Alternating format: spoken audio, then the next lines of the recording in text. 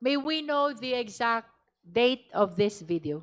This video was the video during the early morning of 23 November 2024 when she called a press conference with members of the media through a Zoom call. With that, we direct the, I believe that this was produced by the NBI as well?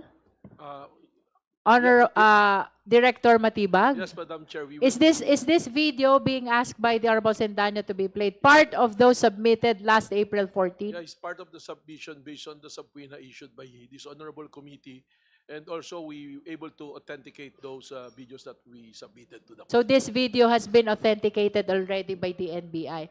With that, we direct the COMSEC to the Secretariat to play the video of the Vice President taken inside the premises on November 23, 2024.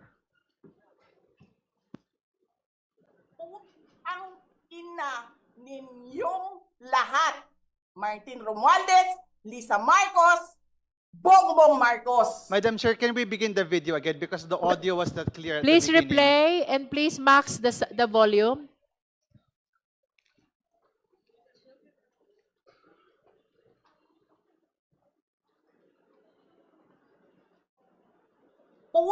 Ang ina ninyong lahat.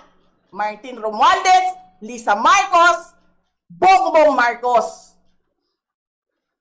Huwag ka mag-alala, ma'am, sa security ko. Kasi may kinausap na ako na tao. Sinabi ko sa kanya, kapag pinatay ako, patayin mo si BBM, si Lisa Araneta, at si Martin Romualdez. No joke. No joke. Nagbilin na ako, ma'am. Pag namatay ako, sabi ko, huwag ka tumigil, hanggang hindi mo mapatay sila.